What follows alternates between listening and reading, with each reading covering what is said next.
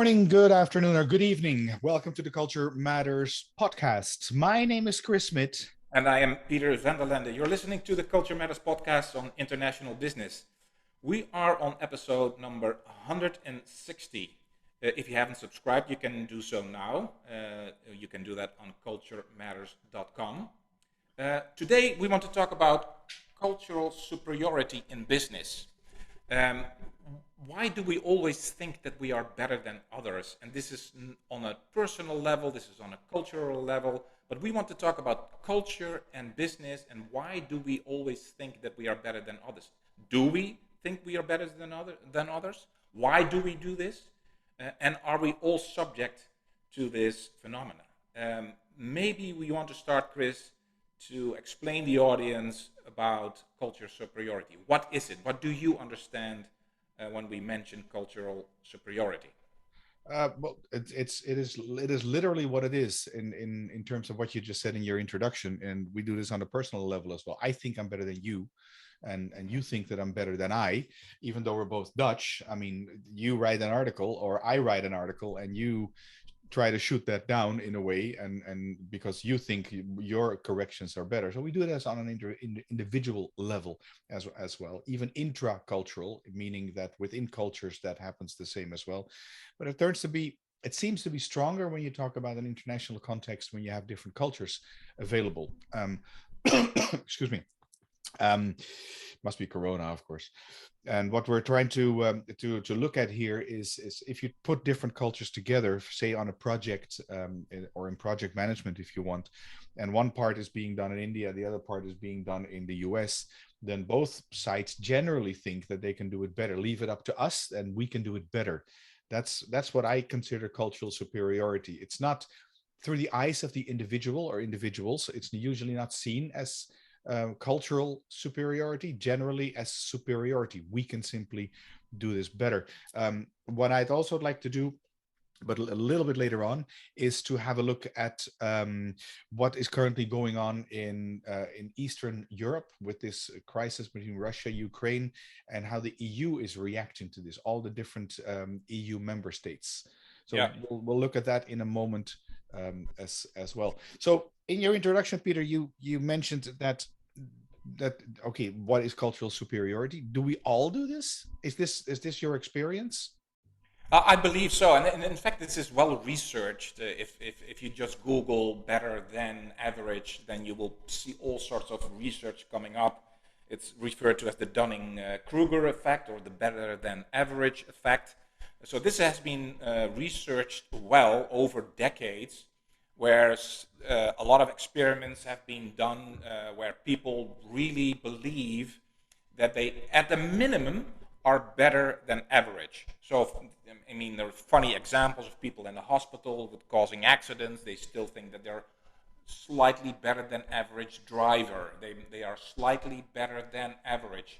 People are being asked, a very funny experiment where people are being asked to judge jokes. Do you think this joke is funny? And then they compare that with professional comedians. And still they think they are somewhat better than average. So this is a phenomena that's all across the board.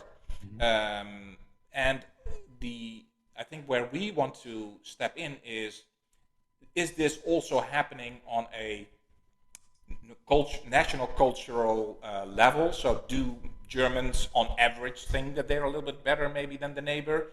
Or do Americans think that? And if so, how does this impact international business? Mm-hmm. So yes, I think this is a phenomenon that goes across the board. Everybody's suffering to a certain extent from this. What the reasons is, why does this happen, is of course something else. Do you have any thoughts on that? Well, it's you can actually bring it down or bring it back, and this is up for discussion, of course. If we, between you and I, have the same thing, even Peter and Chris in this case, both being Dutch, that we think we do it actually better than the other. Could this be that it's genetically programmed in us that we think we're better than the other person? And if you stretch that a little bit further, and so this is not with the intention of being politically incorrect at all. It is just a thought, and maybe a thought provoking as well.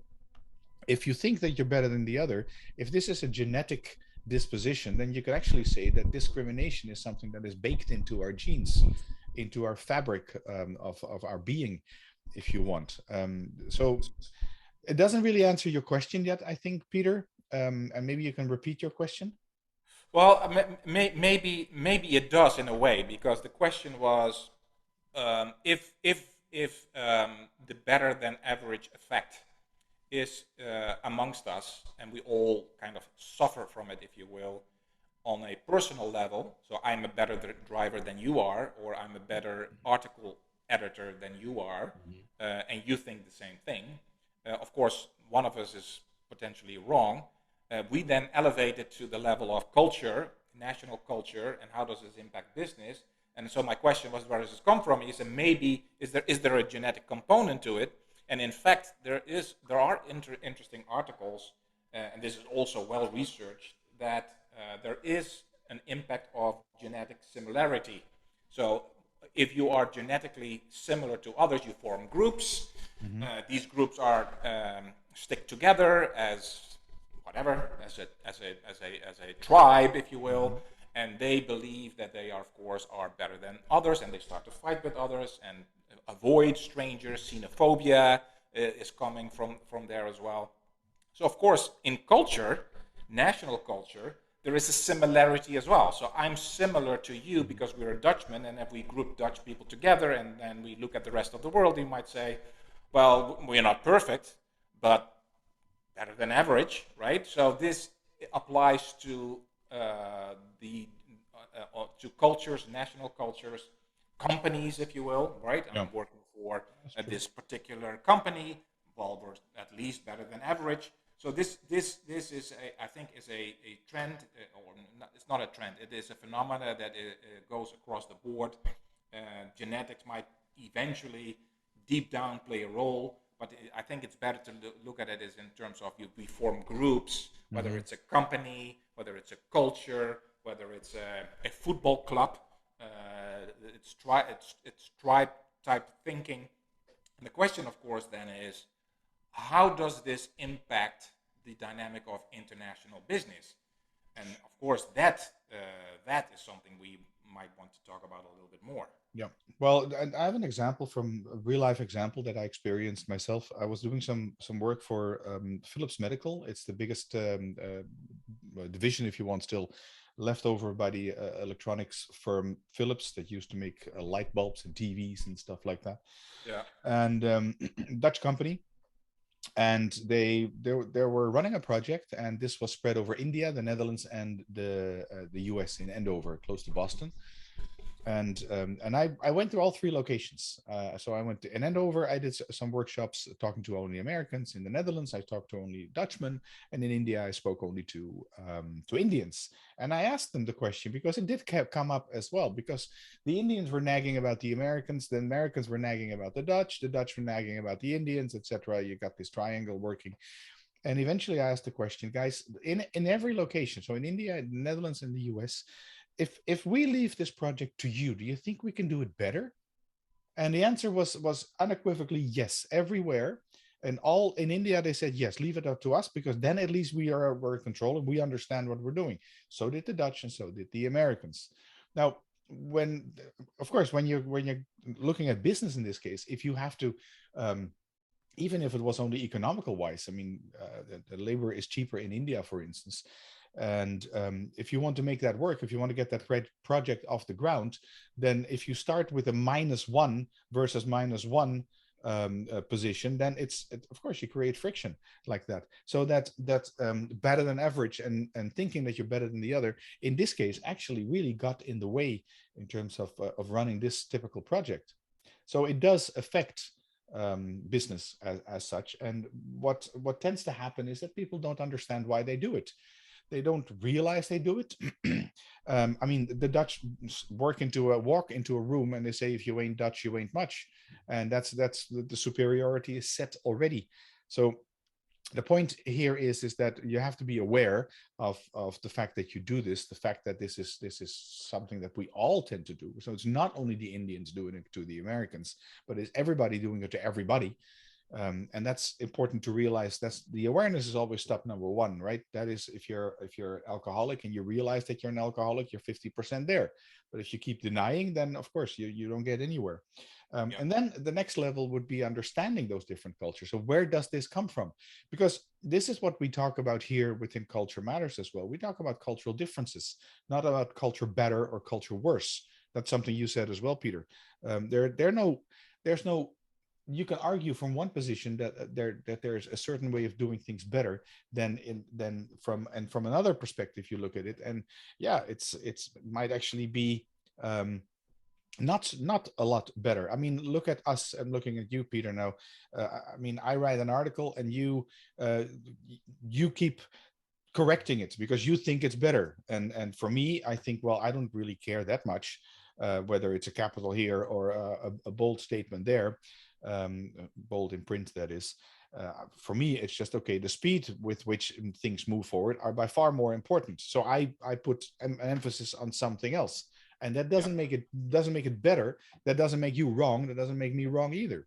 What do you Yeah. think? Yeah, that's right, and I think we come back to this all the time. It's the awareness, right? Because Uh-huh. think about what if we say better than average. We all think we are better than average. It's already in that statement is you can already see the error, right? Because we cannot all be better than average. Some of us are better than average. Some Mm-hmm. people are a better driver than I am. So, but what the funny thing is, if you look at that research, the people who are actually better than average don't really realize it because they assume that if I'm fairly good at this, I'm assuming that others are as well. It's Mm-hmm. where the people who are actually not better than average at something believe they are because they cannot see that they are not better than average, and therefore they think they are better than average because they're not good at it. It's like a circle. So the awareness is a big thing. If you are in international business and you are a Dutchman and you think these Belgians don't understand it, or you're an American and you think these Mexicans don't get it, then it is recommended, I would say, recommended to take a step back and realize that maybe it's you that doesn't understand it, or maybe it's you that don't understand this particular topic very well. And I think it's all about the awareness. I would like to take also one step back, and I have mentioned this before, because maybe it's a good introduction to maybe touch on the subject of Eastern Europe and what's happening now with Russia and Ukraine, where Russia is building up the military at the border, and Ukraine is trying to defend themselves, and the whole world is looking at it, and Europe wants to help, but they don't, and the Americans have an opinion, what have you. Is my favorite book, the wisest one in the room, and I come back to this all the time about Mm-hmm. naive realism and looking at the world, and you think as a person or as a country or as a government that you have all the facts and you can analyze that and you have unbiased information. I see what's happening here and I have that information, so those are facts and that's the evidence. Mm-hmm. And I can see that without emotion, right? I can leave my beliefs and priorities aside. I just see what's going on. That's a fact. Yeah. And others can see that same fact. So if the others see that same fact, they must come to the same conclusion. They must arrive at the same conclusion, like this is a clear problem and we need to do something about that. But then naive realism says if they don't, then maybe they don't have the same information that I do. Mm-hmm. So just let's share the information with that person. So this can be negotiations, right, between Russia Sure. and Europe, and say like, okay, let's share information. Now we arrive at the same conclusion, right? You shouldn't invade Ukraine, and then you share information, and it appears that they still do not agree with you. And then what people think is, okay, well, maybe that person is not able to process the information the way I can. I am probably smarter, or maybe that other person is lazy, stupid, or maybe that person is crazy. Mm-hmm. And if you then arrive at the conclusion that they're not stupid or lazy or crazy, maybe they are acting on self-interest or an ideology, or they have a hidden agenda. So this, of course, plays out in front of our eyes because Putin says, you don't understand me. I have certain things on the table. You're ignoring me. The rest of the world said you cannot invade a country, and here we are. So what is your take, Chris, when we Yeah. look at from a cultural perspective? I think you want to talk about superiority in the cultural perspective when looking at this problem. Well, I mean, it's a good thing that you bring it up because this is actually happening, and if you listen to this in the future, we don't, of course, know whether it happened or whether it did not happen in the end. If you look at the two countries, the big, well, the two bigger players, if you want, which are Russia in this case, Russia and Ukraine as the subject, is that they follow more or less the same trend lines. If you look at the four principal dimensions of culture: hierarchy, individualism, goal orientation, and predictability. That doesn't mean that the Russians are equal to the Ukrainians and the other way around. What you do see, and this is something that plays out a lot in culture and cultural differences as well, is that both countries are collectivistic. In other words, they are not individualistic; they're more group oriented, family oriented. Excuse me. And what tends to happen there is that you get a sort of a tribal behavior. So we are Russians, and if you're Russian, then you're not Ukrainian, and vice versa. If you're Ukrainian, then you're not Russian. And those things, it's like oil and water. It doesn't really match or doesn't really mix really well. So that could be a cultural explanation why cultural explanation, not a factual explanation in terms of the fact that NATO said we're not going to expand eastward, which in the end they did, which is a fact that you can look up as well. So what's interesting as well is that this cultural dimension plays a role in how people think and look at each other. If you look at eastern Ukraine as well, there's a big population which is, if you want, native Russian or culturally Russian, and they really wouldn't mind if the whole of the Ukraine would be part of Russia as it was during the Soviet times. Of course, what's interesting, of course, is how you see that the rest of the world is reacting to this. Again, it follows the cultural lines. The US deploys more troops immediately, almost, right? The Brits do exactly the same, and this is again a reflection of the low score on predictability. Then you see slowly but surely, you see the rest of Europe looking eastward as well and thinking, oh, maybe we should do it. But every country does something different. The French do something different. The Germans, they sent helmets, I think, to Ukraine. The Dutch do their usual thing. They keep on talking about it without actually doing anything, because the solution to a problem in the Netherlands is talking about it. And you see that every different European country, the European Union, is doing something totally different. So the word union, when it comes to superiority, you can actually forget that in terms of the European Union. It's not really a union like that at all. So this is what I think is going on from a cultural standpoint between Russia, Ukraine, and EU in this Yeah. case. Yeah, so if you look at the four cultural dimensions, it's interesting on how the world reacts to it, right? So you Mm-hmm. mentioned already the United States immediately takes action. Just do it. It's the predictability or uncertainty avoidance. It's Yeah. the application first culture where the Americans just say, let's do something. And then the Dutch are just talking about it first because that is also fits the Dutch culture. In terms of superiority, of course, at the root of conflict in general in the world, in terms of problems between nations, is of course a superiority. There's a superiority dynamic. Mm-hmm. Otherwise, why would there have been a Soviet Union in the past? They said, well, let's expand the Soviet Union into the Ukraine, etc. And Putin has publicly said I think it was a geographical tragedy, I think he said, Mm-hmm. that the Soviet Union broke up, because that was an ideology and they expanded it into other countries. Why would you do that? Because basically it's better if they follow our example. So let's make the Soviet Union bigger, etc. The United States, the same thing. Let's spread democracy and freedom and how we think about the world. So by nature, by definition, you create a conflict right there. So I'm better than you are. No, I'm better than you are. there's the conflict, and now we build up a military force Yep. across borders. And now we are back at square one almost, where we were at the Cold War stage, where we're saying like, do we really want to expand into your perceived territory? And here we are. Yeah, no, it's true, and this is real life what we're talking about. I mean, if you follow the news a little bit, it's hard to miss this one, I guess. Yeah. Um, okay, we can keep on talking about this. I just stick to my guns and say, if you ain't Dutch, you ain't much. Happily, I'm enough. I am Dutch, so nothing is going to happen to me. So just do realize. I mean, look at it like yourself in the mirror, and next time you think that you're doing it better than the other, just maybe stop and look, turn around, and see what is good about what the other person is doing.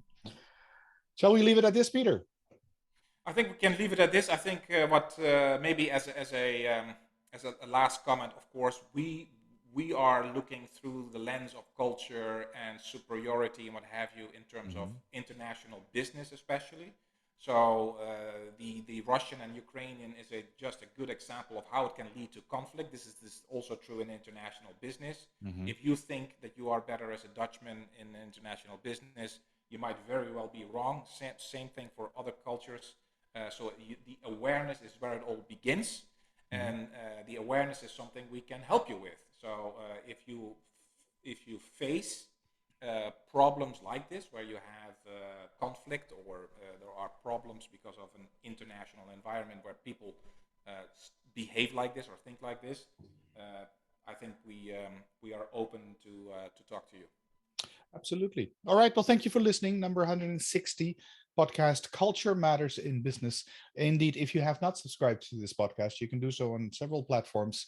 One of them is iTunes, Stitcher is there, Spotify as well, by the way. So you can look us up there as well. If you are in iTunes, then please leave a review. That would be nice. A 5-star review, of course, makes us more visible with our podcast. The music you hear in the background is from Ben Sound. I am Chris Smith. And I'm And you Peter van are? der Lende. Yeah, yeah, Yes, I'm in Atlanta, and you are? in Brussels. Yes. All right, we'll be back in a couple of weeks with another podcast. Hope you enjoyed this one. You take care and have a great day. Thank you.